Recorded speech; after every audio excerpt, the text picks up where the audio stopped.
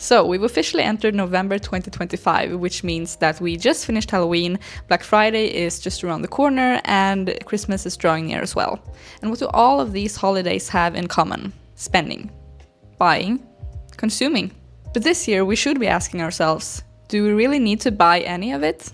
If you watched my first ever YouTube video, you know that I keep a list of the things that I don't buy at all anymore. But this year I thought we'd go even further. We're going to do a no-buy November. So what even is a no-buy November? It's a challenge where you commit to spending money only on the things that are absolutely essential to you. So like rent, groceries, and medications. And you cut all of the non-essential expenses, like takeout food or clothes. And there might be different reasons for why you'd want to do a no-buy November, but these are my 3 reasons. Number 1 is saving money. I just started the process of moving into my boyfriend's apartment, and if you ever try to combine 2 apartments into one, then you know how fast those small expenses add up. And we know that we eventually want to buy a bigger place, so we're saving up for that. And number 2 is to build a buffer for major purchases. As I mentioned, I'm in the process of moving in with my boyfriend, and my plan is to sublet my apartment for the first year of us living together. But for me to be able to do that, I have to fix a couple of things in my old apartment first. So it will be nice to have a bit of a buffer for those bigger purchases that I know will be coming. And number 3, I'm doing it for the environment.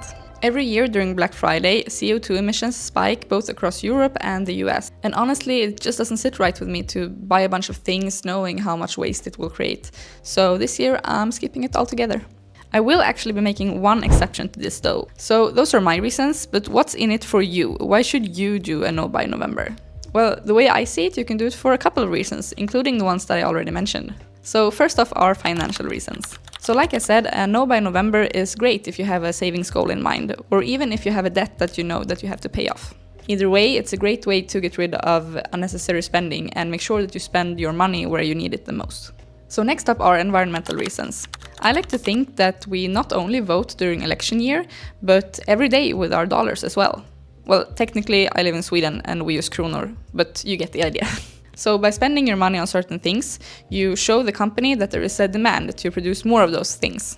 Or reversely, if you quit spending money on something, you show the company that there isn't a need to produce more of those things. And this is where I think a no-buy November is a really great way to get clarity on the things you want to see more of in the world and the products or companies that you don't want to support anymore. And this third one might be a bit of a surprise, but it's actually health-related reasons. So you might think, what does buying things have to do with my health?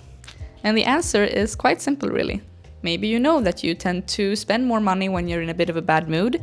So that's when you get that trendy tank top or the takeout coffee or a sweet treat to try and cheer yourself up. And all of a sudden, you've spent half your monthly budget because you had a rough month. And that might lead to some serious anxiety, regret, stress, and just making you feel worse. So by restricting yourself from buying things as a way to regulate your emotions, you can actually train yourself into dealing with your emotions in more healthy and mature ways, which will then lead to you feeling much better as a result. And the fourth one might also be a bit of a surprise, and I probably should have included this one in my list of personal reasons as well, but oh well. And that is finding community. I think no one has missed the fact that we're in the middle of a loneliness epidemic where we feel lonelier than ever, but we simultaneously spend more money than ever before. By doing a no-buy November with your friends, your family, or even online, you can bond over the wins and challenges that you will probably face during this time. Because let's face it, our society as it is right now is literally built around us, the individuals, spending money so that big corporations can grow. And that in itself isn't a bad thing. But it becomes a bad thing when we, the individuals, see spending money as a way to regulate our emotions or finding fulfillment. And corporations manufacture their products without regard for their workforce or the environment that we all need to share. So I think that in itself is a pretty good reason to take a step back from spending money from time to time. Or at the very least, evaluate if you really need to be buying all of the products that you are buying.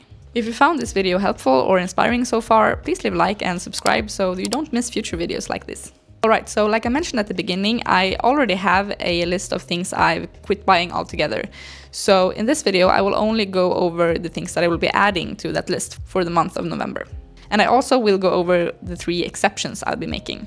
One of them is quite a big purchase. So number 1 is takeout food. Not that I necessarily love getting takeout, but it's just that my lifestyle has involved a lot of late meetings in the last couple of months, and I'm not always in the mood to start cooking at 9 p.m. when I get home from those meetings. So that's the reason behind it, but in the end it is an unsustainable habit, both for my wallet and for the environment. And number 2 is takeaway coffee. This was a cute little habit that my boyfriend and I started back when we were dating. We would go for a salted iced caramel latte whenever we would go for a walk or just as a little treat. I think now is a good time to let that habit go, as the weather is starting to get a little too cold for date walks and iced coffee. I also am really passionate about keeping local businesses alive, and it honestly makes me a little bit sad whenever I walk past a cafe and there's not a single person sitting inside. So if I want to still get my iced latte, I have to do it whenever I'm actually at a cafe.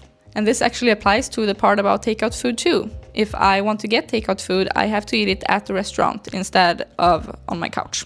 And number 3 is makeup and skincare products. If I run out of something, then I am allowed to buy a replacement for it, but I will not be buying any new makeup and or skincare products for the month of November. For example, if I run out of lip gloss, then I am allowed to buy a replacement for that one, but I'm not allowed to buy a new lip gloss in an entirely new color just because I want some variety. It has to be a replacement for something that I already own. And last but not least, clothes. And that includes new and thrifted clothes, which is new for me actually. In the past, I have allowed myself to buy only thrifted clothes, but now we're cutting that out as well. I think what I'm most concerned about is my workout wear, because I've gotten into a really good workout routine recently and I only have 2 or 3 sets that I can actually wear to the gym, but I'm going to have to make do somehow. So now we're getting into the exceptions that I mentioned earlier, and one of them is actually quite a big purchase, and that purchase is a new fridge. I know, not something you hear someone say very often, right? But the thing is, the fridge in my apartment is almost 20 years old and it has started to malfunction quite a bit. And with a fridge that old, there really isn't that much you can do in terms of repair, which would have been the best option. And for the purpose of subletting my apartment in the future, I really want the person living there to feel comfortable and like everything is working in the way it's supposed to, especially with appliances that they'll be using daily. So I will actually be buying a new fridge, and I also will be doing it during Black Friday, because I hope that I will find a better deal than if I were to buy one right now. And since it's something I'm going to have to buy anyway, I really see no point in waiting any longer to do it, and it also could be quite dangerous if I keep a fridge that has started to malfunction. Alright, so the second exception is gifts. I actually have a few functions with my friends and family that I will be attending during the month of November, so I will be allowing myself to buy gifts for them during the month. In the past, I've tried to make as many homemade gifts for my friends and family as possible, but that turned out to be so time-consuming and I haven't been able to keep up with it, unfortunately. So like I said, I will be allowing myself to buy gifts for the occasions that I have coming up in November. I think there are like 2 or 3.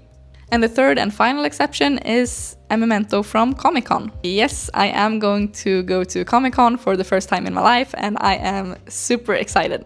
And if I know myself at all, I won't be able to resist buying a lot of the cute and nerdy things that I'm probably going to find there. But I'm going to limit myself to buying just one. And at the time of this video going up, I actually might have already been there and bought said souvenir. Alright, so how am I going to keep track of all of this? Well, that's the fun part. I'll actually be uploading a short video every day for the month of November, where I tell you how it's going, if I managed to stick to my no buys, or if there was anything that I found particularly challenging or easy. And they will be super casual and unfiltered, so you're going to be getting a very real representation of what a no buy November can look like. And when November is over, I will of course be posting a video where I let you know my thoughts on the challenge and if I learned anything. So make sure to subscribe right now so you don't miss any of it. And let me know in the comments if you will be doing a no buy November on your own and we can do the challenge together.